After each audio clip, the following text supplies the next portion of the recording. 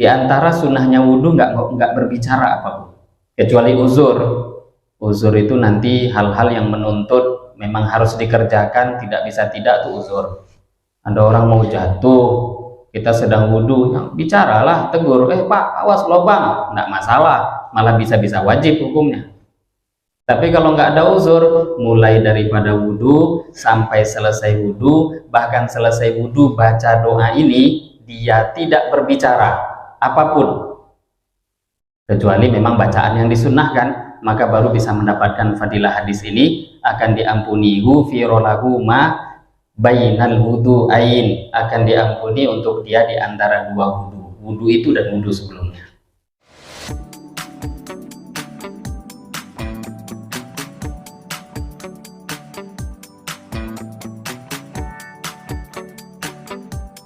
Bismillahirrahmanirrahim. Assalamualaikum warahmatullahi wabarakatuh.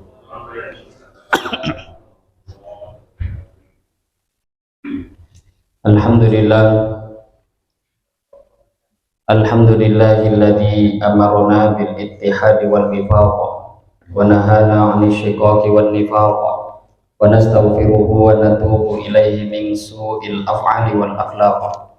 Wa nashhadu an la ilaha illallah wahdahu la syarika lah, al-muhsinur rahimul khallaq. Wa nashhadu anna sayyidana wa maulana Muhammadan abduhu wa rasuluhul mab'utsu mutammiman bi makarimil akhlaq. Allahumma shalli wa sallim ala sayyidina Muhammadin afdhalil khalqi 'alal itlaq wa ala alihi wa ashabihi al-faizina bi nushil ummati fil afaq. Salatan wa salaman daimaini mutalazimaini ila yaumit talaq, amma ba'd. Faqad qala Allah subhanahu wa ta'ala fi kitabihil karim ba'da a'udzu billahi minasy syaithanir rajim. Wa man ahsanu qawlan mimman da'a ila Allahi wa 'amila shalihan wa qala innani minal muslimin. Wa qala an-nabiyyu sallallahu alaihi wasallam wadidtu anni laqitu ikhwani qalu ya Rasulullah awalaysa nahnu ikhwanuk qala antum ashabi walakin ikhwani alladhina amanu bi wa lam yarawni atau kama qala Rasulullah sallallahu alaihi wasallam. Alhamdulillah, hadirin bapak-bapak, ibu-ibu jemaah salat subuh yang dimuliakan Allah Subhanahu wa taala. Pertama dan terutama sekali mari kita bersyukur pada Allah Subhanahu wa taala dengan mengucapkan alhamdulillahirabbil alamin. Bersolawat kita pada Rasulullah sallallahu alaihi wasallam dengan mengucapkan Allahumma sholli ala sayyidina Muhammad wa ala ali sayyidina Muhammad.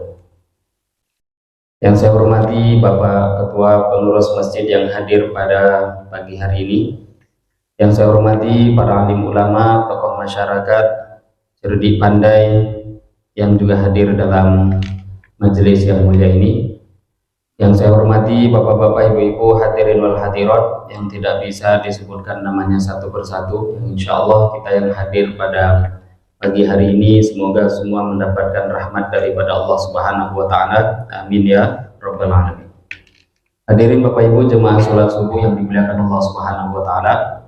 Bersyukur kita lagi dan lagi pada Allah sampai saat ini Allah masih memberikan begitu banyak anugerah karunia pada kita.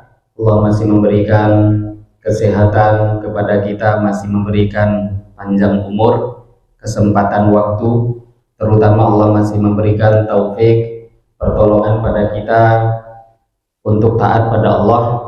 Pagi hari ini kita dibangunkan oleh Allah Subhanahu wa taala. Kita dibangkitkan oleh Allah dari mati yang sementara. Kita dibangunkan oleh Allah, masih diberikan kesempatan untuk datang ke masjid, melaksanakan sholat subuh dengan cara berjamaah. Maka mari kita syukuri semua anugerah yang Allah berikan. Dengan syukur kita harap semoga Allah selalu memberikan taufik pertolongannya pada kita untuk taat pada Allah. Harapan kita dengan kita syukur semoga Allah Subhanahu wa taala istiqomahkan kita, dan ketika kita berjumpa dengan Allah dalam keadaan taat pada Allah, dalam keadaan mengamalkan perintahnya Allah Subhanahu wa taala. Amin ya rabbal alamin. Hadirin Bapak Ibu jemaah yang dimuliakan Allah Subhanahu wa taala, Pagi hari ini kita akan melanjutkan membaca kitab Al-Adhkar An-Nawawiyah, pembahasan tentang amalan sehari semalam, amalan sehari-hari, yang pada pagi hari ini kita akan lanjutkan tentang bab ma yaqulu ala wudu'ihi, bab tentang apa bacaan-bacaan yang disunnahkan ketika seseorang berwudu. Di tengah-tengah berwudu, apa saja bacaan yang disunnahkan. Di pertemuan yang lalu, di antara yang sudah kita bahas dalam berwudu, dianjurkan untuk membaca bismillah terlebih dahulu di antara bacaannya, sesuai dengan judul kitab yang kita baca, Al-Adhkar, zikir-zikir, bacaan-bacaan yang disunnahkan. Maka di sini pun beliau juga membahas tentang al-adhkar, zikir-zikir di tengah wudu. Nah, di antaranya adalah membaca bismillah. Membaca bismillah. Yang paling sedikitnya ucapan bismillah, paling sempurna bismillahirrahmanirrahim. Para ulama berbeda pendapat dalam hal ini. Menurut jumhur mayoritas ulama, membaca bismillah dalam wudu hukumnya sunnah. Sebahagian ulama, diantaranya Al-Imam Ahmad Ibnu Hanbal, mengatakan wajib. Tapi jumhur mengatakan hukumnya adalah sunnah. Kemudian sunnah lagi yang bacaan-bacaan di tengah berwudu ataupun setelahnya, kita lanjutkan. Faslun qala ba'du ashabina. Faslun fasal. Qala telah berkata ba'du ashabina, sebahagian ashabus syafi'i, sebahagian ulama-ulama mazhab syafi'i, wa huwa yang dimaksud asy-Syaikh Abdul Fattah Nasr Al-Maqdisi Az-Zahid. Berkata sebahagian ulama syafi'iyah, yaitu Syekh Abdul Fattah Nasr Al-Maqdisi Az-Zahid. Beliau adalah seorang yang ahli zuhud. Beliau mengatakan yustahabbu lil mutawaddi, disunnahkan untuk orang yang berwudu, ayyakula, untuk dia membaca fibtida'i wudu'ihi ba'da tasmiyah, di permulaan wudunya selepas membaca tasmiyah, selepas membaca bismillah, disunnahkan dia membaca asyhadu an la ilaha illallah wahdahu la syarikalah wa asyhadu anna muhammadan abduhu wa rasuluh. Jadi menurut Syekh Abdul Fattah Nasr Al-Maqdisi, ini dinukil oleh Imam An-Nawawi, sunnah bagi orang yang berwudu selepas dia membaca bismillah untuk membaca asyhadu an la ilaha illallah wahdahu la syarikalah wa asyhadu anna muhammadan abduhu wa rasuluh, selepas baca bismillah. Kemudian Imam Nawawi mengomentari fatwa ini. Wa hadzal ladzi qalahu la ba'sa bihi. Fatwa yang beliau sampaikan ini la ba'sa bihi, tidak ada masalah untuk diamalkan. Illa annahu la aslalahu min jihati sunnah. Hanya saja kata Imam Nawawi, kalau dilihat daripada hadis-hadis tidak dijumpai la aslalahu, tidak ada dasarnya min jihati sunnah, dari segi hadis-hadis atau sunnah Nabi.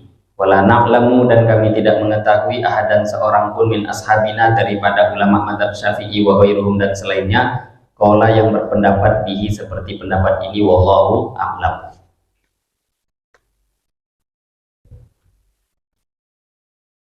Di terjemahan itu halaman 48, tapi saya lihat di terjemahan ini banyak yang dilangkahi atau banyak yang tidak diterjemahkan.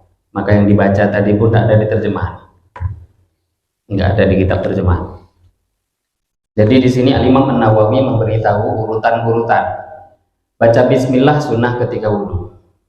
Kemudian di antara amal yang dianjurkan oleh sebahagian ulama, tidak semua, dan bahkan beliau menyampaikan perkataan siapa, yaitu Abdul Fattah Nasr Al-Maqdisi, dan ini ulama yang mengatakan sunnah. Kalau ulama ulama itu dikatakan ulama mesti mereka berbicara menggunakan Quran atau hadis.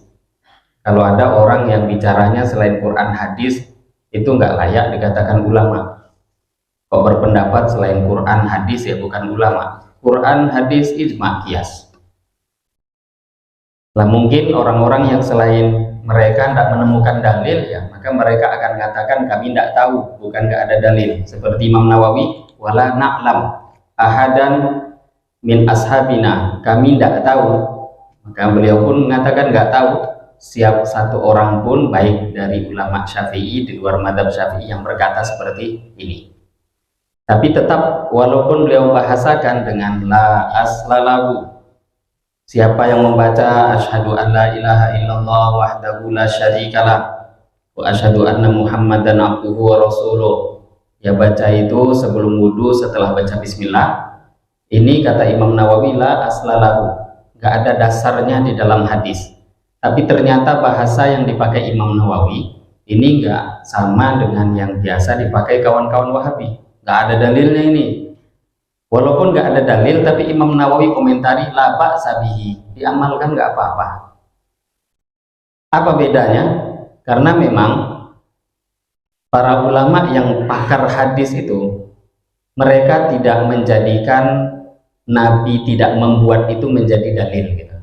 Kan zaman sekarang ini ada orang Nabi nggak buat, maka dengan tidak membuatnya Nabi mereka anggap itu dalil. Padahal kalau Nabi tidak membuat itu malah menunjukkan ketiadaan dalil. Kalau Nabi nggak buat, maka tidak ada langsung satu hukum mengatakan itu terlarang.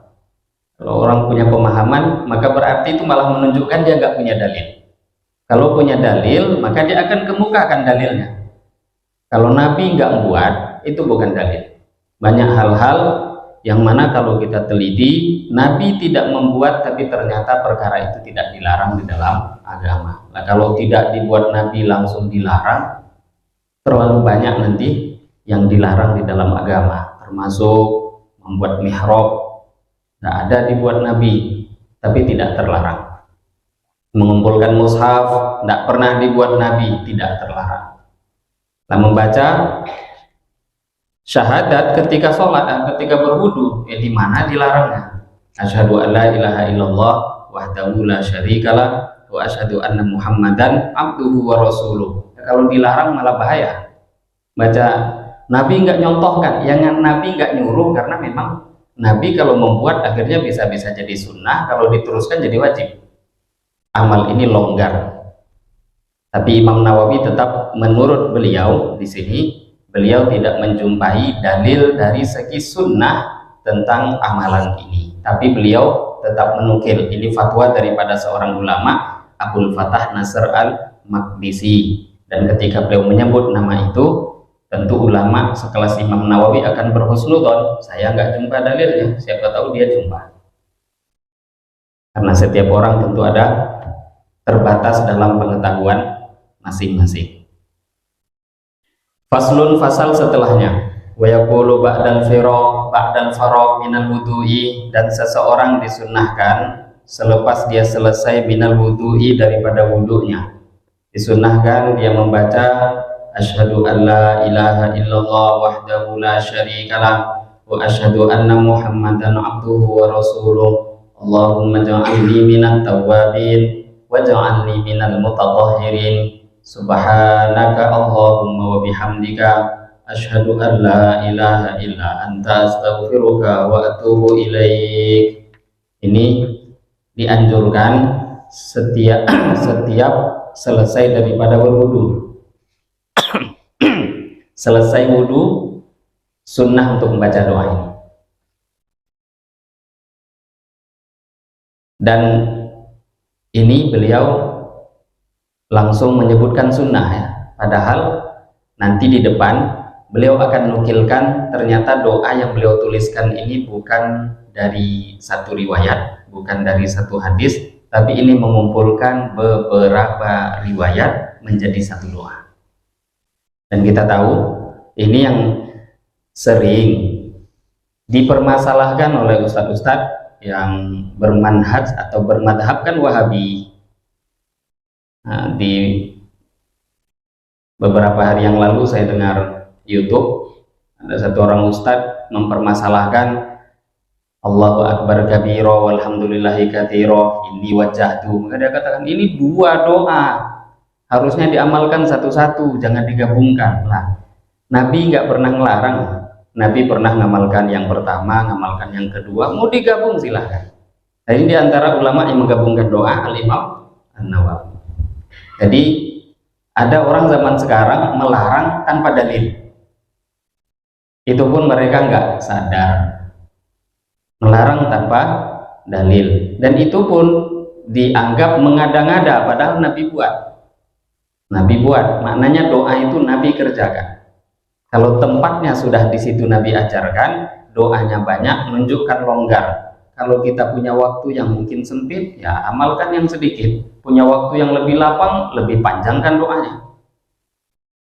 Di sini Imam Nawawi menyampaikan sunnah selepas wudhu baca asyhadu an la ilaha illallah wahdahu la syarikalah wa asyhadu anna muhammadan abduhu wa rasuluh.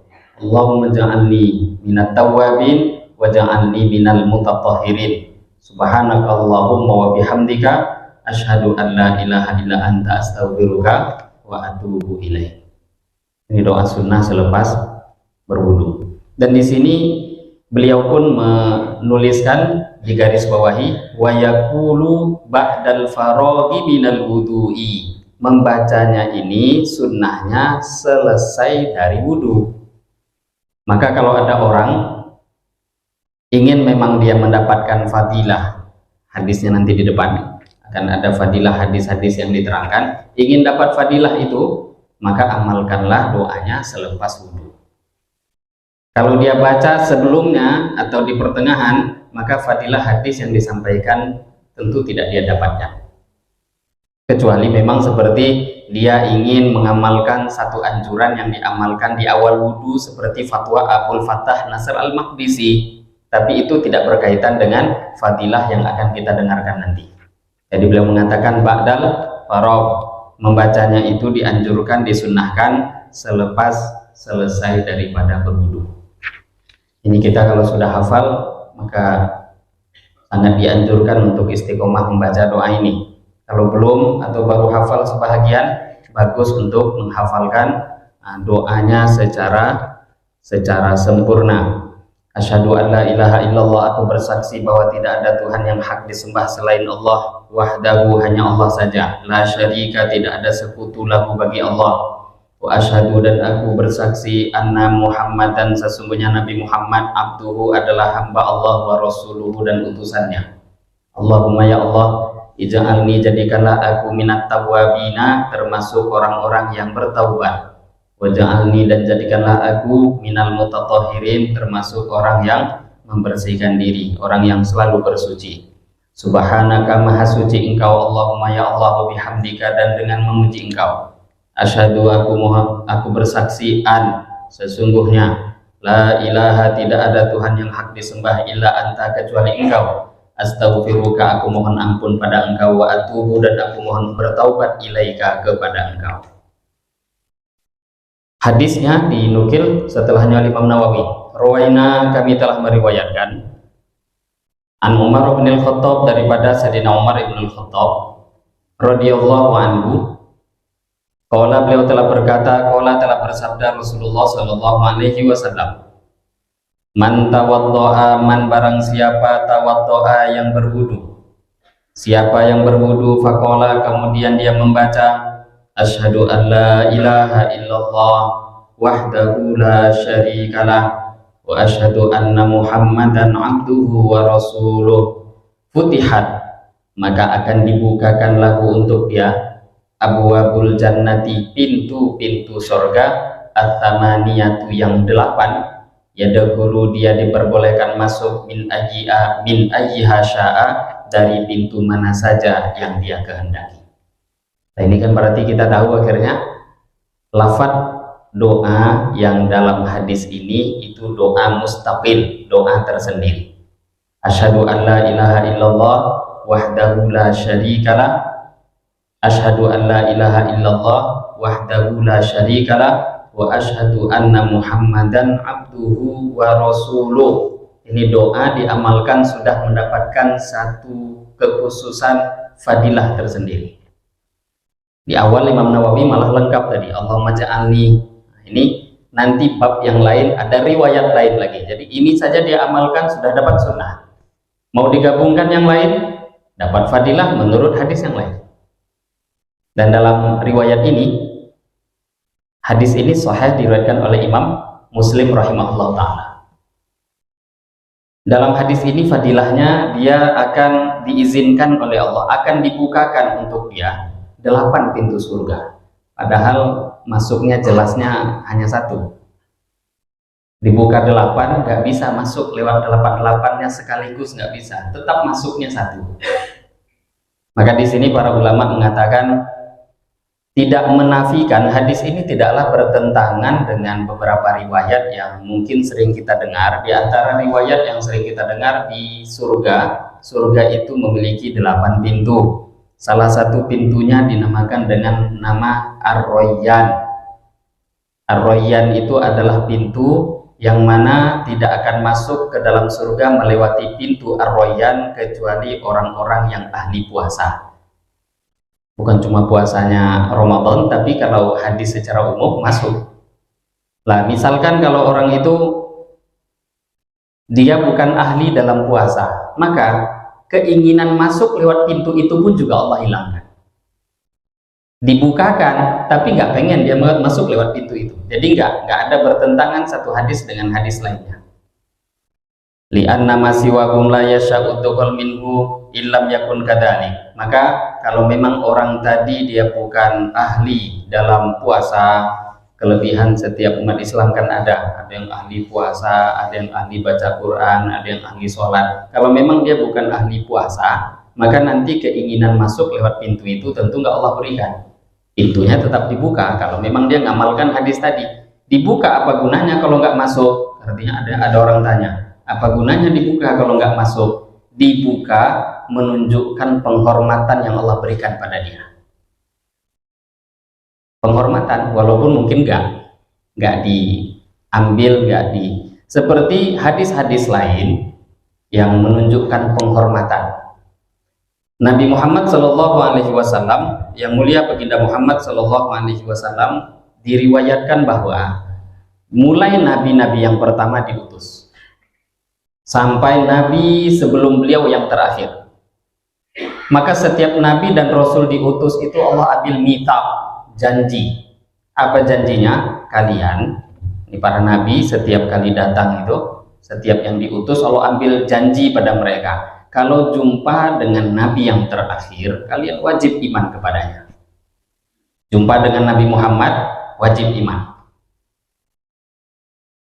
Dan itu ada dalam ayat Al-Quran. Apakah kemudian, padahal di situ kita tahu nabi-nabi itu mereka paham gak akan jumpa dengan Rasulullah di dunia ini dalam masa hidup. Tapi kok disuruh janji seperti itu? Padahal mereka tahu dan yakin gak akan ketemu. Maka di sini kata para ulama, perintah yang Allah berikan itu adalah idharon, liidharo fi syaraf, liidhari syaraf, untuk menampakkan kemuliaan Nabi pada kita. Itu hanya untuk menampakkan kemuliaan. Sama boleh kamu masuk dari 8 pintu, ya badan cuma 1, mau masuk lewat ya tetap 1. Lah kok dibuka 8, apa gunanya? Menunjukkan kamu orang mulia. Maka siapa orang yang menjaga doa ini, setiap selesai berwudu, memang orang itu mulia di sisi Allah Subhanahu wa Ta'ala. Lah mau masuk lewat 8, 7, 6, 1 pintu itu bab lain. Dibukakan semua pintu, itu menunjukkan Allah ingin menampakkan kemuliaannya. Nah, ini diantara keterangan yang disampaikan oleh para alim ulama. Kadang kan kita bingung, 8 dibuka, mau masuk lewat mana deh? Tetap nanti kalau dia bukan ahli puasa, karena ada pintu-pintu khusus, pintu sedekah, pintu puasa, sesuai dengan amal masing-masing yang dimana beratnya dia akan masuk lewat pintu itu. Warwa at-Tirmidzi wa zada fihi Allahumma ja'alni minat tawwabina wa ja'alni minal mutatahhirin. Wa zada warwahu, dan juga meriwayatkan at-Tirmidzi, Imam Tirmidzi, wa zada fihi, dan Imam Tirmidzi menambahkan di dalam riwayat hadis. Imam Muslim tadi riwayat sebelumnya, tapi Imam Muslim cuma sampai doa yang tadi. Tapi Imam Tirmidzi juga meriwayatkan sama, hanya saja dalam riwayat beliau ada tambahan Allahumma ja'alni minat tawwabin waj'alni minal mutatahhirin. Nah, ini tambahannya. Ini kan riwayat kedua, dua hadis yang mana satu diriwayatkan oleh Imam Muslim, satu diriwayatkan Imam Tirmidzi. Bahkan Imam Tirmidzi meriwayatkannya dalam satu hadis. Berarti menurut Imam Tirmidzi ini satu riwayat. Waruya, dan juga diriwayatkan subhanakallahumma wa bihamdika ila akhirih, sampai akhirnya doa. An-Nasa'i telah meriwayatkannya Imam Nasa'i fil yaumi wal lailah, dalam kitab al-yaumi wal lailah. Wa ghairihi, dan selain beliau bi isnadin dhaif, tetapi dengan sanad yang dhaif.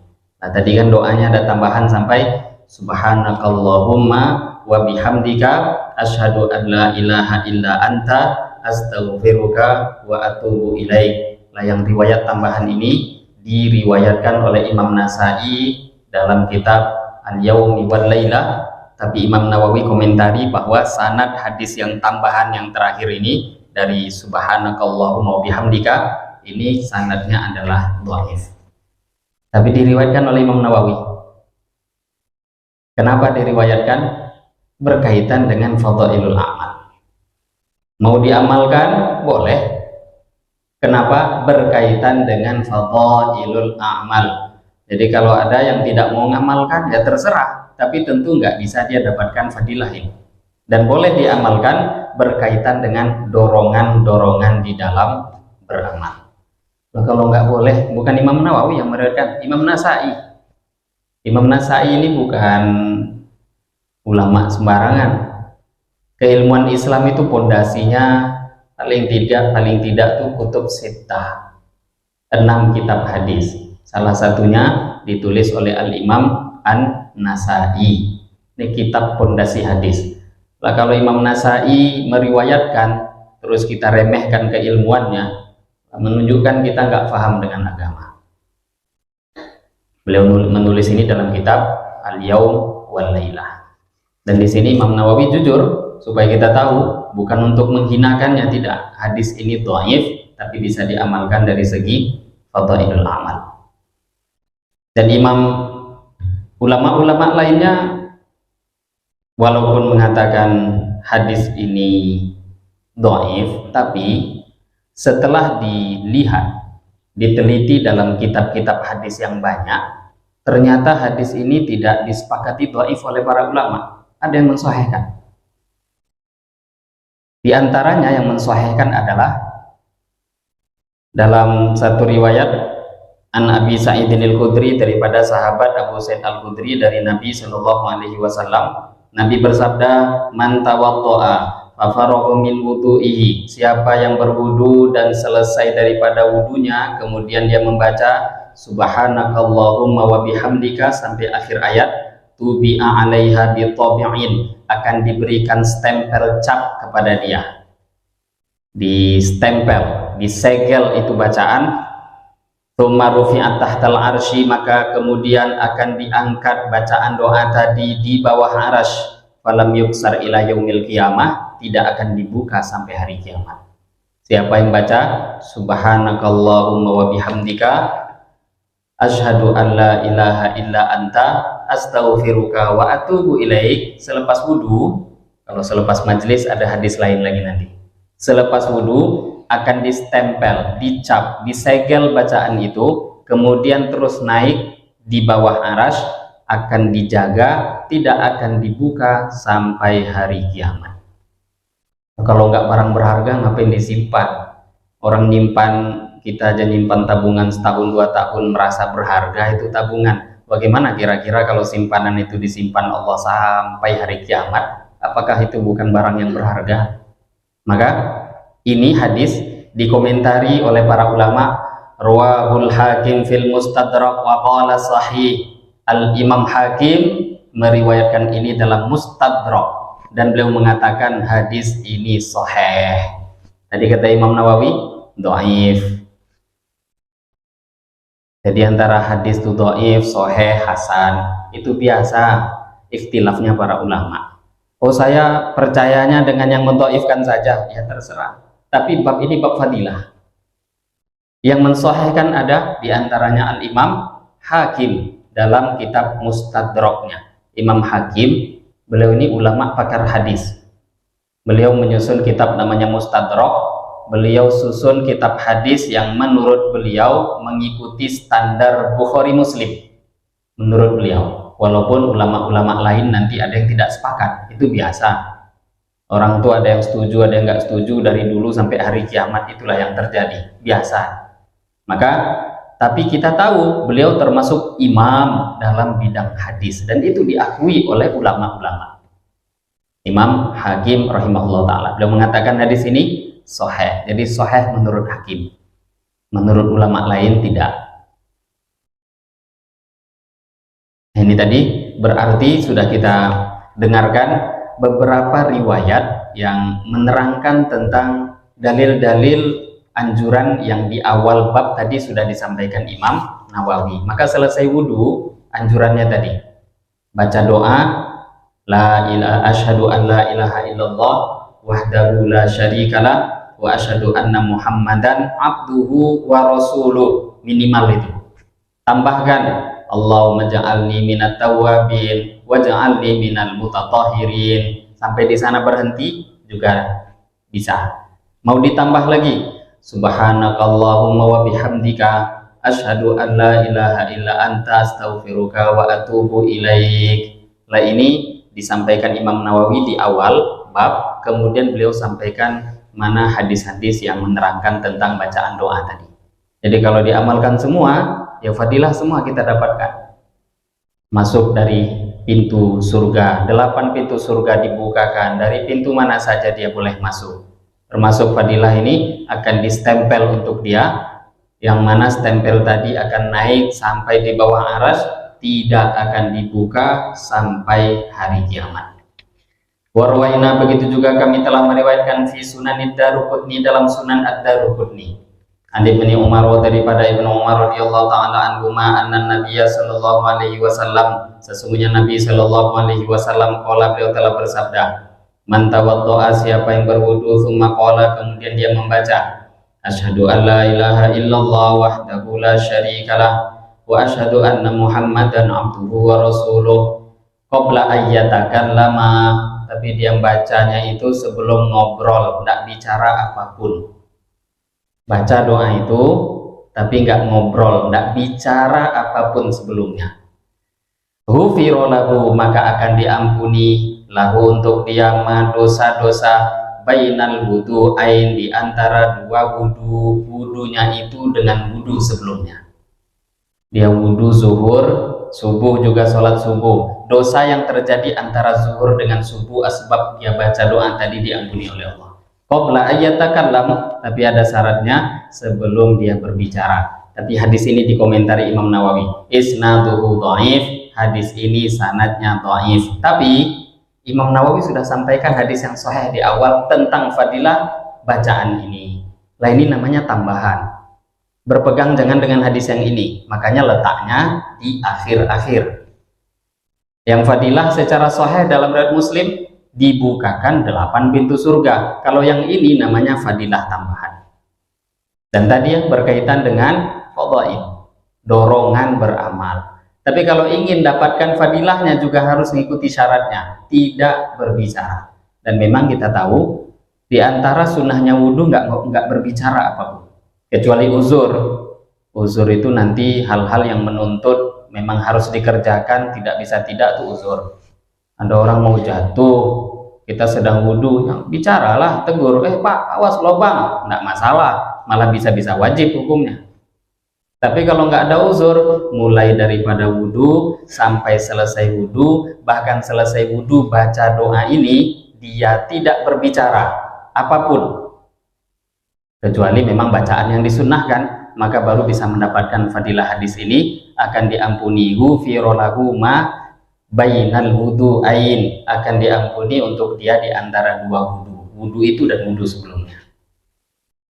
Warwaina, dan juga kami telah meriwayatkan fi musnadi Ahmad bin Hanbal, dalam musnadnya Imam Ahmad bin Hanbal, wa sunan ibni Majah, dan sunan ibnu Majah, wa kitab ibni Sunni, dan kitab ibnu Sunni, min riwayati Anas radhiyallahu anhu, daripada riwayatnya sahabat Anas radhiyallahu taala anhu, anin nabiyyi, daripada Nabi sallallahu alaihi wasallam. Qala, Nabi telah bersabda, man tawaddoa fa ahsanal wudu'a, siapa yang berwudu dan dia membaguskan wudunya. Ini yang perlu diperhatikan, siapa yang berwudu tapi wudunya itu fa ahsanal wudu'a, dia baguskan wudunya. Maknanya dia baguskan wudu bukan cuma yang fardu-fardu, yang sunnah juga diamalkan. Berwudu 3 kali, ini termasuk ahsanal wudu. Kan wudu 1 kali, membasuh wajah sekali, basuh tangan sekali, kemudian rambut sekali. Ada sebagian ustadz sekarang kan mengatakan kalau ngusap rambut nggak sah, yaitu mungkin madhabnya ustadz itu ya. Itu kembali kepada ustadz itu.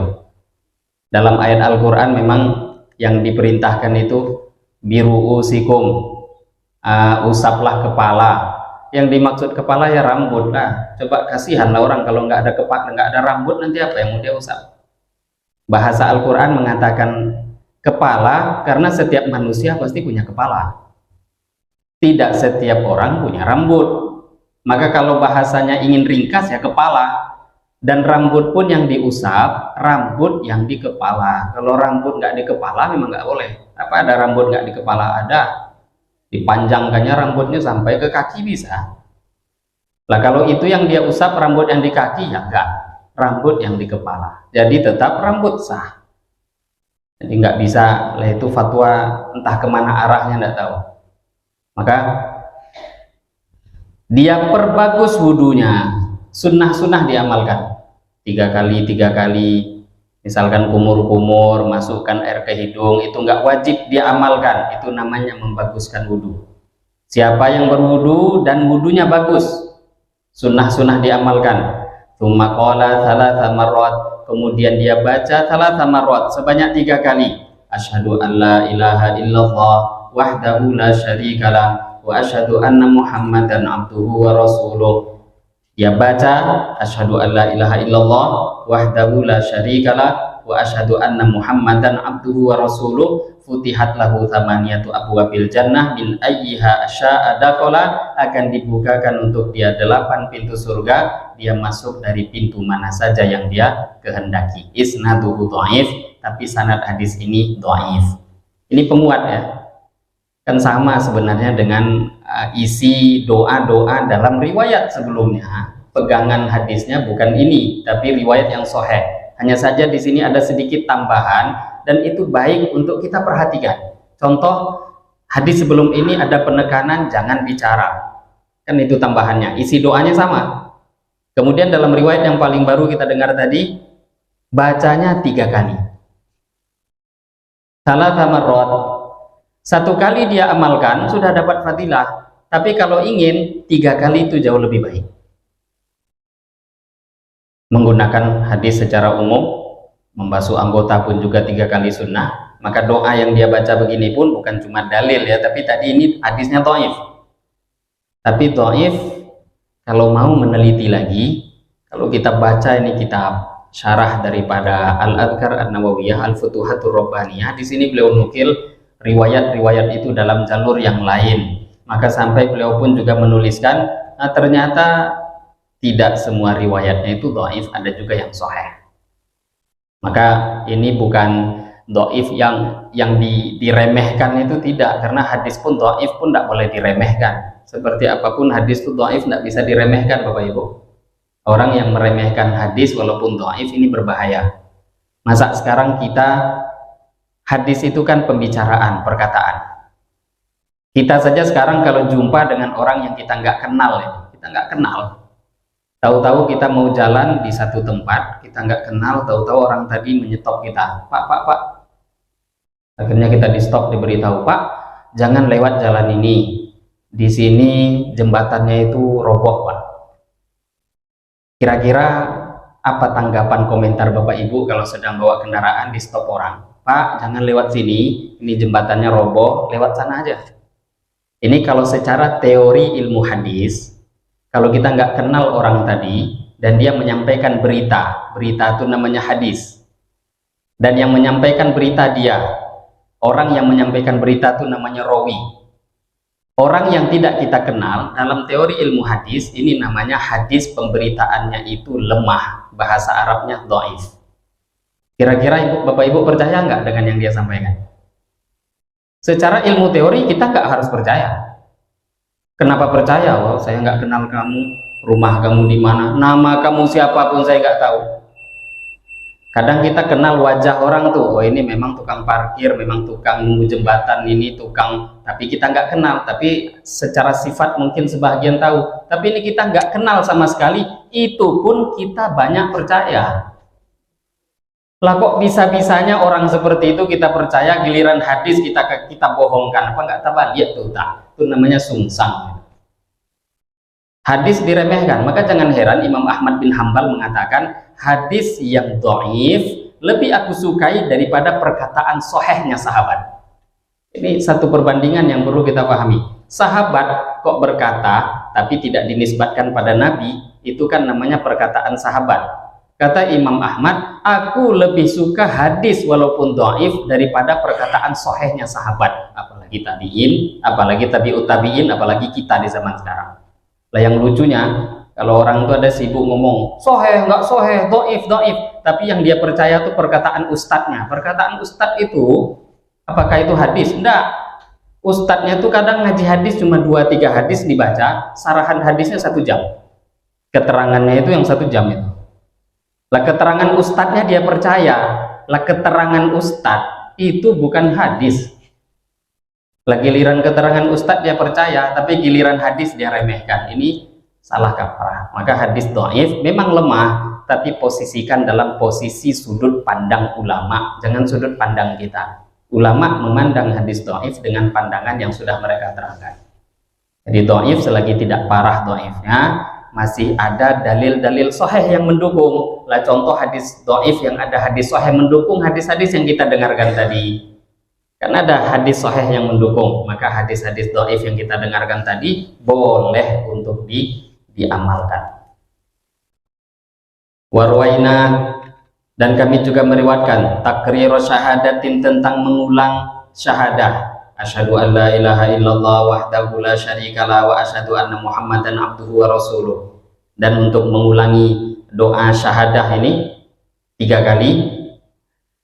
Salasa marrat, sebanyak 3 kali. Kami juga meriwayatkan fi kitab Ibnu Sunni, dalam kitab Ibnu Sunni min riwayat yang Utsman bin Affan, daripada jalur riwayat yang dinukil oleh Sayyidina Utsman bin Affan radhiyallahu anhu bi isnadin dhaif, tapi dengan sanad yang dhaif.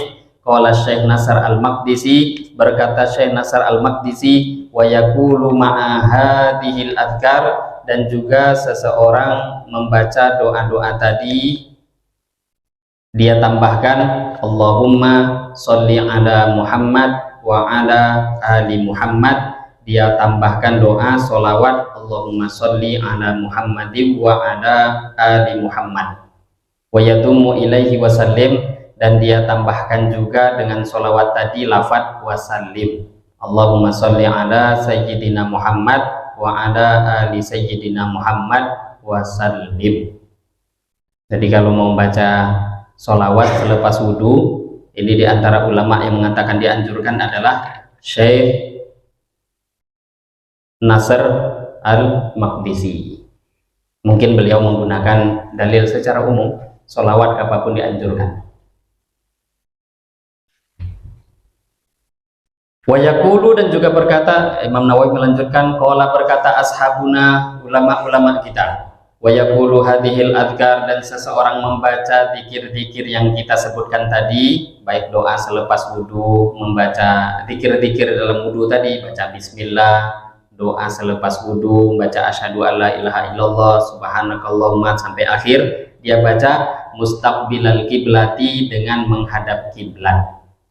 Ini sunnahnya ngadap kiblat. Dan memang kalau dimulai dari awal, wudhu itu juga sunnah menghadap kiblat. Di antara sunnah-sunnah wudhu menghadap kiblat.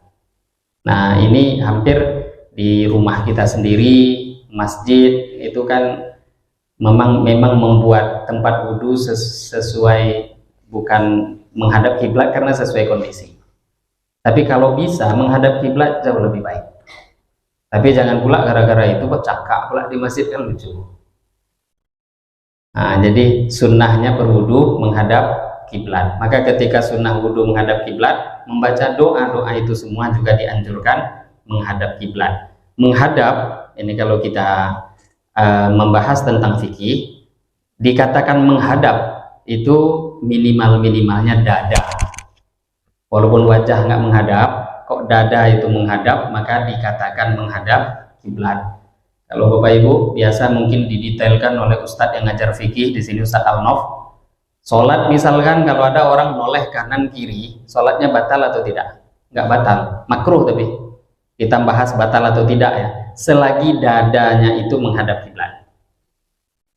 Maka menghadap itu minimal dada. Yang terbaik semuanya, semua anggota tubuh itu menghadap kiblat. Maka nanti di dalam sunnah-sunnahnya sholat, yang disunnahkan menghadap kiblat itu semua anggota tubuh. Sampai ketika kita berdiri, jari-jari kaki pun hadapkan ke arah kiblat, supaya jari kaki pun juga ikut beribadah pada Allah. Nah, kita kan kadang jari kaki itu satu ke kanan, satu ke kiri. Boleh enggak Ustaz? Boleh. Sunnahnya hadapkan kaki jari-jari itu ke arah kiblat. Waktu sujud, jari-jari tangan hadapkan ke arah kiblat. Nah, itu sunnahnya. Maka menghadap minimal dada, tapi ada yang sempurna. Nah, minimalnya kok bisa cuma dadanya aja ya, itu minimal. Yang dikatakan menghadap adalah dada. Kemudian wa yakunu aqibal faraghi, membaca doa itu pun yang dianjurkan tadi selepas selesai berwudu. Ini ditekankan lagi sama beliau. Kalau dia baca sebelum, fadilah-fadilah tadi tidak dia dapatkan. Kemudian juga diantara yang dianjurkan, tapi di sini tidak beliau terangkan secara detail, adalah bagaimana ketika kita membaca doa tadi, wayang bagi ayyakulahu wa huwa rafi'un yadayhi. Sunnah ketika membaca doa tadi mengangkat kedua tangan. Angkat tangan raf'ul yadain sunnah. Banyak dalilnya. Jadi sunnah mengangkat tangan menghadap kiblat, kemudian mengangkat kedua tangan. Wa basarahu, kemudian juga mengangkat pandangan ke langit. Itu sunnahnya. Walau a'ma, bahkan dia buta sekalipun, sunnah melihat ke langit. Dan memang hadis menunjukkan seperti itu. Dalam hadis riwayat doa yang lebih terperinci menunjukkan seperti itu, hadis yang marfu. Dan dianjurkan juga, kenapa ini kita menghadap langit? Ini kalau pembahasan akidah, bukan berarti menganggap Allah itu di langit. Nah, ini salah akidah. Langit itu kiblatnya doa. Langit kiblatnya doa. Maka ketika orang doa ngadap langit, boleh nggak? Anjurannya malah begitu. Kenapa? Kiblatnya doa itu di langit. Kalau kiblatnya sholat di Ka'bah. Kalau kita sholat ditanya, kenapa kalian sholat ngadap Ka'bah? Memang Allah di sana? Tidak, waliyatubillah. Allah tidak bertempat. Tempat itu diciptakan Allah. Tempat itu diciptakan Allah. Sebelum ada tempat-tempat itu semua, Allah sudah ada. Kalau mengatakan Allah bertempat, maka mengatakan Allah itu terbatas. Maka ngadap Ka'bah karena perintah Allah. Ka'bah memang kiblatnya sholat. Ngadap ke langit doa, bukan Allah di langit. Memang kiblat itu doa, kiblatnya doa itu di langit. Itu dianjurkan. Maka termasuk doa selesai wudhu tadi, sunnah-sunnah lanjutan yang disampaikan para ulama, menghadap ke langit, mengangkat kedua tangan, dan menghadap kiblat. Ini diantara sunnah-sunnah dalam doa-doa tadi yang disampaikan.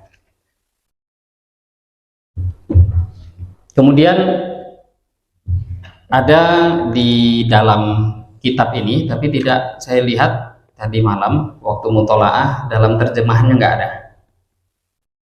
pembahasan yang selanjutnya, yaitu faslun wa ammad doa ala a'dha'il wudu. Fasal, di fasal setelahnya, adapun doa-doa ala a'dha'il wudu, di atas setiap anggota-anggota wudu, falam yaji'u fihi syai'un anin nabiyyi sallallahu alaihi wasallam, maka tidak datang fihi dalam doa di setiap anggota wudu syai'un sesuatu apapun anin nabi dari Nabi sallallahu alaihi wasallam.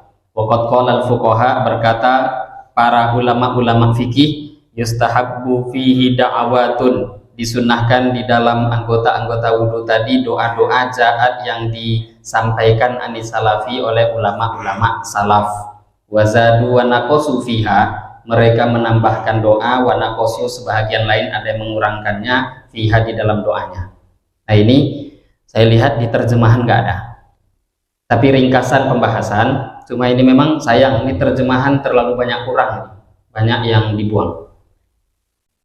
Ada pembahasan, mungkin Bapak Ibu pernah dengar di dalam pembahasan wudu, ketika membasuh wajah ada doa khusus, membasuh tangan ada doa khusus, kemudian mengusap rambut, kepala ada doa khusus, membasuh telinga ada doa khusus, kemudian ketika membasuh kedua kaki ada doa khusus, bahkan nanti dalam sunnahnya kumur-kumur ada doa khusus, memasukkan air ke hidung mengeluarkannya ada doa khusus.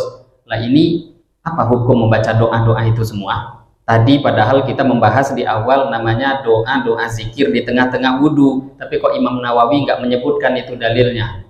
Maka disinilah Imam Nawawi membahas pembahasan itu. Ini pembahasannya panjang, tapi kalau cukup kita bahas sedikit. Tadi Imam Nawawi sudah mengomentari di awal bahwa kata Imam Nawawi tentang doa-doa khusus itu menurut beliau, ini menurut Imam Nawawi, karena kitab yang kita baca ini Al-Adhkar Nawawi, menurut beliau tidak ada hadis yang datang mengenai doa-doa tadi.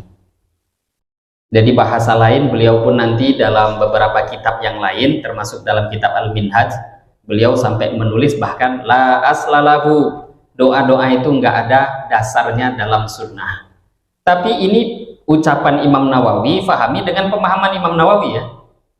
Ketika Imam Nawawi mengatakan la aslalahu, tidak ada dasarnya dalam sunnah, tapi beliau tetap nukil dalam kitab ini. Maka beliau katakan fal mutahassil, ringkasannya adalah para ulama-ulama yang mengatakan sunnah, mereka mengatakan yaitu contohnya, kalau seseorang selepas membaca bismillah kemudian baca bismillah sebelum wudhu, maka tentu dia memegang air atau berwudu, maka dia membaca doa alhamdulillahilladzi ja'alal ma'a tahura, segala puji bagi Allah yang menjadikan air ini suci dan mensucikan. Dia baca doa itu, boleh enggak? Ya itu boleh, bahkan sunnah menurut sebagian ulama.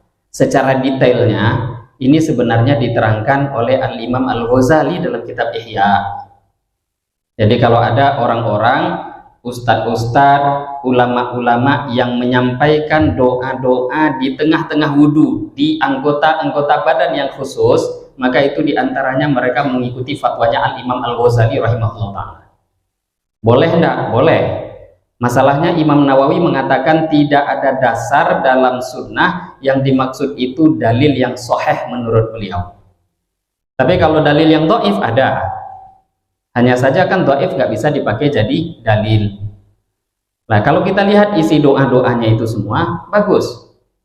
Tapi sebagian ulama menitik beratkan, kalau kamu juga tetap ikut membaca doa-doa tadi, misalkan ketika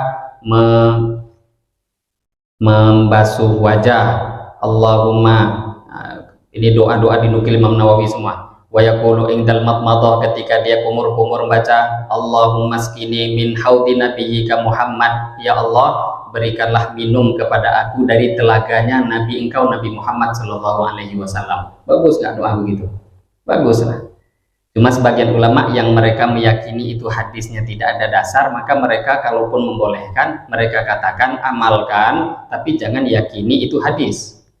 Ya doa kan boleh, ya Allah pas kumur-kumur tuh, sehingga kita bukan hanya membersihkan zohir mulut saja, tapi kita juga menggambarkan akhirat. Hati kita pun ikut bersih. Ya Allah, mulut ini berikan izin nanti di akhirat bisa meminum air dari telaga kekasihmu yang mulia baginda Muhammad sallallahu alaihi wasallam. Lah bid'ahnya di mana itu? Asalkan misalkan kalau memang dia tidak meyakini itu hadis sahih, tidak ada masalah. Wa yaqulu indal istinsyak, misalkan ketika istinsyak masukkan air ke hidung, dia doa, Allahumma la tahrimni raihata na'imaka wa jannatik. Ketika masukkan air ke hidung, doa, ya Allah, jangan engkau haramkan aku untuk mencium bau surgamu dan kenikmatan-kenikmatan surgamu. Ada kan dalam hadis Nabi Shallallahu Alaihi Wasallam berikan ancaman beberapa orang mengerjakan beberapa hal, kata Nabi, tidak akan cium bau surga, kan ada itu hadisnya. Lah itu ancaman ada, ya Allah jangan aku diberi ancaman yang seperti itu dan jangan saya mendapatkannya. Izinkan hidung ini mencium bau-bauannya surga. Kalau sudah dapat baunya surga, masuk surga pasti. Tapi kalau yang nggak dapat jatah surga, nggak akan mencium bau harumnya surga. Sedangkan kata Nabi, bau surga itu bisa tercium jarak perjalanan 40 tahun. Nah ini doa-doa ini semua tetap dinukil oleh Imam Nawawi, walaupun dalam beberapa kitab beliau mengatakan tidak ada dasarnya. Kita lengkapkan sedikit pembahasan setelahnya. Ini doa-doa, kalau yang ada kitab itu ada doa-doa semua. Allahumma bayyid wajhi yauma tabyaddu wujuh wa taswaddu wujuh, ketika membasuh wajah, ketika membasuh kedua tangan. Allahumma a'tini kitabi biyamini, ya Allah berikanlah kitab catatan amalku dari tangan kanan. Allahumma la tu'tini kitabi bishimali, ketika basuh tangan kiri, ya Allah jangan engkau berikan kitab catatan amalku dengan aku terima dengan tangan kiri. Wa yaqulu inda mashir ra'si, ketika mengusap rambut, Allahumma harrim sya'ri wa basyari 'alan nar, ya Allah haramkanlah rambutku, kulitku atas neraka. Wa adallani tahta dhilli 'arsyika yauma la dhilla illa dhilluk, dan naungilah aku di bawah naungan arasmu ketika tidak ada naungan kecuali hanya naungan daripada engkau. Ketika membasuh kedua telinga, Allahumma ja'alni minal ladina yastami'una al-qawla fayattabi'una ahsana, ya Allah jadikanlah aku termasuk orang yang mendengarkan perkataan yang baik dan mengikuti yang paling baik daripadanya. Wa yaqulu inda ghuslir rijlain, ketika membasuh dua kaki, Allahumma tsabbit qadamayya 'alas sirat, ya Allah tetapkanlah kedua kakiku di atas jembatan sirat. Nah ini doa-doa ini sebahagian ulama mensunnahkan, sebahagian lain tidak. Yang mensunnahkan diantaranya Al-Imam Al-Ghazali, Al-Imam An-Nawawi mengatakan ini tidak ada dasarnya dalam hadis sahih, tapi beliau pun tetap menghargai, bahkan beliau nukil pendapat ini dan beliau katakan ini pun fatwa ulama. Maka bagi Bapak Ibu yang mau mengamalkan silahkan. Kalau yang nggak setuju juga nggak masalah. Maka tidak mengamalkan juga nggak apa-apa, karena itu tidak termasuk bahagian rukun-rukun dalam wudhu. Terakhir, waqat rawa An-Nasai, Imam Nasai meriwayatkan, wasahibahu Ibnu Sunni, dan sahabat beliau yaitu Ibnu Sunni, fi kitabaihima, dalam kitab mereka berdua yaitu Amalul Yaumi wal Lailah, bi isnadin sahih, dengan sanad yang sahih, an Abi Musa al-Asy'ari, daripada sahabat Abu Musa al-Asy'ari radhiyallahu anhu. Qala, sahabat Abu Musa al-Asy'ari mengatakan, ataitu Rasulullah sallallahu alaihi wasallam biwadu'in, aku mendatangi Nabi membawa air wudu. Fatawaddo'a, kemudian Nabi pun berwudu. Fasami'tuhu yad'u, maka aku pun mendengar Nabi membaca doa. Wa yaqul, Nabi membaca doa, Allahumma ighfirli dzambi wa wasi'li fi dari wa barik li fi rizki. Fakultu, maka aku pun mengatakan, ya Nabi Allah, sami'tuka, aku mendengar Tuhan tad'u bi kata wa kata, aku mendengar Tuhan membaca doa ini dan seperti ini. Qala, maka Nabi mengatakan, wahal tarokna min syai', apakah aku menyisakan lagi doa untuk yang lainnya? Enggak, itu doa lengkap itu. Tarot jama Ibnu Sunni li hadal hadits, Imam Ibnu Sunni membuat judul untuk hadis ini, babu ma yaqulu baina dhahranai wudu'ihi, bab yang dibaca ketika orang berada di tengah-tengah wudu. Wa amman Nasai, adapun Imam Nasai, fa adkhalahu fi babi ma yaqulu ba'da faraghihi an wudu'ihi, beliau memasukkan doa ini, bab ini dalam bab sunnahnya bacaan setelah selesai wudhu. Wakilahuma muhtamil, kedua-duanya ini ada kemungkinannya.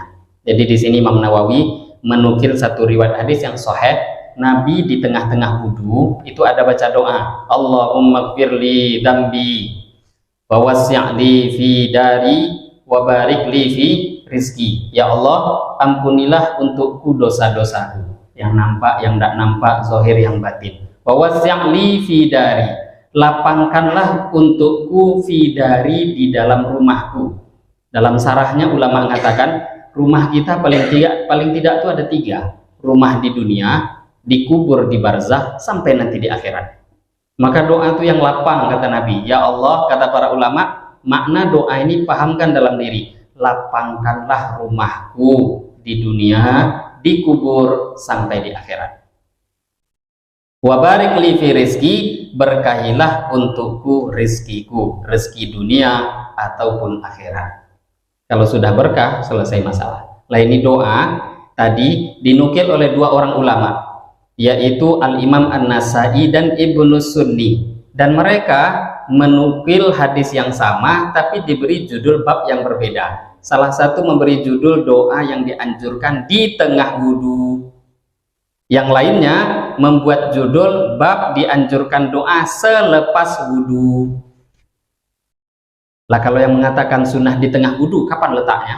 Ketika basuh wajah, ketika basuh kaki, ketika basuh kepala, semua ada kemungkinan. Jadi maknanya secara khusus Nabi tadi di tempat yang khusus tidak nyebutkan, di tengah-tengah wudhu baca doa ini diperbolehkan, disunnahkan. Imam Nawawi mengatakan wakilahuma muhtamil, kemungkinan ada baik dalam wudhu ataupun setelahnya.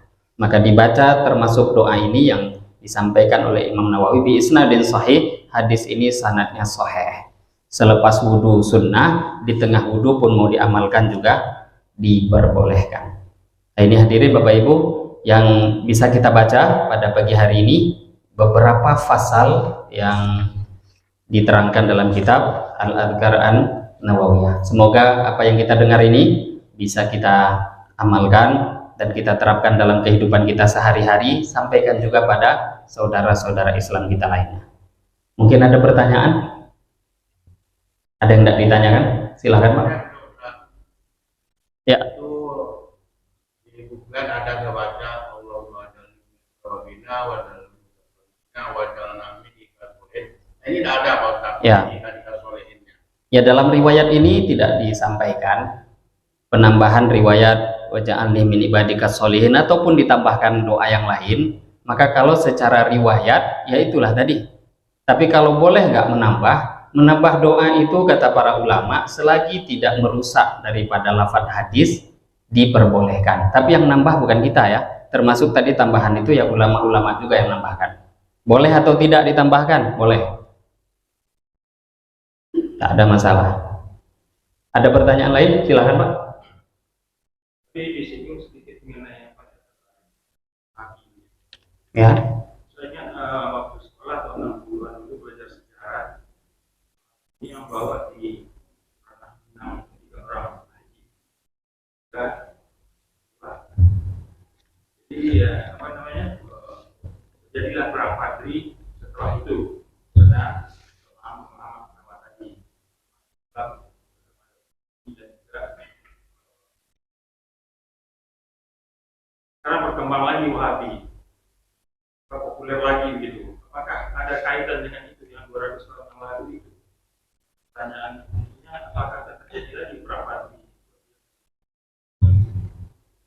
Dalam sejarah memang kita lihat yang seperti ditanyakan tadi, perang Padri, ada sejarah yang mencatat memang seperti itu. Jadi ada pemahaman-pemahaman yang terlalu dipaksakan. Yang di negeri kita, yang waktu itu sebenarnya pembagian provinsinya bukan seperti sekarang. Pemahaman-pemahaman dalam Islam ini tidak kita pungkiri ada yang ekstrim kanan, ekstrim kiri. Dan tadi mungkin yang perlu saya komentari, kalau mengatakan yang pulang tadi akhirnya berseberangan dengan mazhab Syafi'i, tidak, dalam sejarah nggak ditulis seperti itu. Tapi kaum tua dengan kaum muda, itu tulisannya. Mereka mengingkari orang-orang yang mereka anggap mengamalkan agama itu karena ikut nenek moyang. Itu yang mereka tuduh dengan kaum tua. Tidak ada lafadz mazhab Syafi'i di dalamnya. Ya, kalau mazhab Syafi'i kawan-kawan Salafi Wahabi pun juga tetap mengakui itu madhab mu'tabar. Karena dalam Islam ini nggak akan ada Islam kalau nggak ada 4 madhab. Nggak ada, itu namanya yang menjaga. Aslinya dulu ratusan, zaman berganti zaman, madhab itu pemahaman-pemahaman ulama yang terjadi ikhtilaf karena memahami hadis Nabi, tersisa hanya 4 di zaman ini yang bisa dipertanggungjawabkan. Dan memang potensi untuk perpecahan itu terus akan ada sampai hari kiamat selagi tidak ada toleransi dalam pemahaman. Tidak ada toleransi. Jadi toleransi itu bukan berarti tidak mengakui perbedaan. Perbedaan itu ada. Toleransi itu adalah bagaimana menghargai perbedaan. Itu toleransi. Maka memang Wahabi itu tidak dipungkiri zaman sekarang, yang mereka memang bukan zaman sekarang. Kalau kita buka, kalau di antara Bapak Ibu ada bisa membaca kitab ditulis oleh mufti di Mekah di zaman sedang subur-suburnya Wahabi, Mufti Zaini Dahlan. Beliau pun tinggalnya di Mekah. Beliau sampai menulis kitab tentang sejarah itu, tentang bagaimana ikhtilaf yang terjadi tajam di kalangan umat Islam, sampai ada satu pemahaman yang dipelopori yang akhirnya beliau sendiri mengatakan aliran di situ namanya Wahabiyah, yang mana sampai ada pemahaman menyalahkan pemahaman yang lain. Sedangkan ulama-ulama sepakat selagi berada pemahaman itu di dalam 4 madhab, maka itu tidak bisa saling menyalahkan. Maka yang paling pas memang kajian itu bongkar semua ucapan ulama. Hanafi begini, Syafi'i begini, Maliki begini, Hambali begini. Lah sayangnya kadangnya kajian-kajian ustadz itu sering menyebutkan soheh, tapi ulama-ulama yang sudah membukukan apa itu soheh nggak mereka sebut namanya. Mereka hanya mengatakan soheh menurut mereka. Ini yang disayangkan. Padahal tadi kita lihat hadis terkadang dhaif pun akhirnya tidak sepakat ulama dhaifnya. Kalau hadis itu dhaif, soheh sepakat, nggak akan ada ikhtilaf. Lah ketika tahu hadis itu ada ikhtilaf, maka mau tidak mau memang toleransi, dan potensi untuk keributan itu tetap akan ada terus sampai hari kiamat, tidak akan habis. Selagi ada Islam, keributan itu akan ada. Jadi memang saya sendiri secara pribadi memahami Wahabi ini sebagai satu madhab tersendiri dalam Islam secara pribadi ya, karena mereka membuat satu tatanan ibadah yang berdasarkan dalil Quran hadis, tapi tentu pemahaman mereka. Karena tidak akan mungkin orang itu, misalkan Imam Syafi'i, Imam Malik, misalkan menyusun satu kitab fikih, dimulai dari bab toharoh, kemudian sholat, dan berlanjut. Kan nggak mungkin Imam Syafi'i menulis mengarang sesuai dengan pemahaman, sesuai dengan pendapat pribadi, pasti tidak. Pasti sesuai dengan Quran hadis yang beliau pahami. Imam Malik begitu, Imam Hanafi juga begitu, Imam Ahmad juga begitu. Lah sekarang kalau ada orang yang tidak mengikuti kaidah Imam Syafi'i, Imam Ahmad, Imam Malik, kemudian Imam Abu Hanifah, kalau nggak ikut berarti kan buat baru. Ya kalau buat baru itulah namanya madhab. Ngaku nggak ngaku itu madhab. Maka saya beberapa pengajian biasa saya sebut kadang ini pendapat Imam Syafi'i, ini madhabnya, dan ini Wahabi, dan itu madhabnya. Memang saya lihat Wahabi kalau nggak dibuatkan madhab terus dibuatkan mana? Nggak mungkin kan kita katakan itu madhabnya Rasulullah. Karena setiap imam madhab itu mengatakan kita ikut Rasulullah. Maka Wahabi itu memang di zaman sekarang itu memiliki madhab tersendiri yang mungkin mereka mengatakan tidak, tapi itu secara praktek itu yang terjadi. Ini dari pemahaman saya pribadi. Jadi memang itu menjadi madhab tersendiri. Kan memang berbeda, nanti dalam membatalkan wudhu beda, kemudian dalam hal urusan rukun-rukun wudhu berbeda, nanti dalam urusan hal-hal yang sunnah juga berbeda. Ya kalau sudah berbeda kan punya buku tersendiri. Ya kalau nggak punya buku tersendiri ya nggak jadi madhab. Kajian pun juga punya buku tersendiri. Kalau ngaji fikih ada buku yang mereka kaji tersendiri. Rujukan pun nanti ulama-ulama yang mereka percaya juga ada tersendiri. Ini namanya menjadi madhab tersendiri. Ahlus sunnah enggak? Ya ahlus sunnah lah. Ahlus sunnah semua. Bukan berarti ahlus sunnah itu mereka ini berbeda langsung kita keluarkan, tidak. Itu pun ahlu sunnah. Yang beda, Islam kan terbagi kalau secara kelompok besar dua, tapi satu sudah keluar dari Islam, Syiah dengan Sunni. Sunni ya ahlu sunnah selagi rujukannya Qurannya sama, hadisnya sama. Hadis itu kutub sittah paling tidak sama, itu namanya ahlu sunnah wal jamaah. Kalau sudah nggak sama, Syiah itu Qurannya mungkin sama secara bentuk, tapi yakin kita dengan mereka beda. Menurut mereka Quran yang sekarang itu belum lengkap, nanti di bawah Imam Mahdi lagi 10 juz menjelang kiamat itu. Masih sama Qurannya, tapi keyakinannya beda. Hadis apalagi, kutub sittah nggak mereka pakai. Lah tapi 4 madhab termasuk Wahabi masih pakai kan? Maka itu masih dalam lingkup kelompok ahlus sunnah wal jamaah. Lah kalau mereka mengeluarkan yang lain dari ahlus sunnah ya urusan mereka. Itu masih dalam lingkup ahlus sunnah wal jamaah. Itu yang bisa saya komentari dari pertanyaan. Ada pertanyaan lain? Saya kira cukup.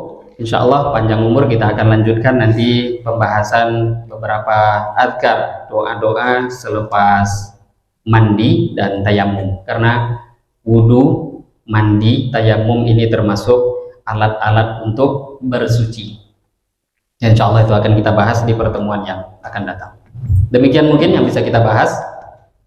Mari kita tutup dengan doa kifarah majelis. Subhanakallahumma bihamdika asyhadu an la ilaha illa anta astaghfiruka wa atubu ilaik. Wabillahi taufiq wal hidayah. Wassalamualaikum warahmatullahi wabarakatuh.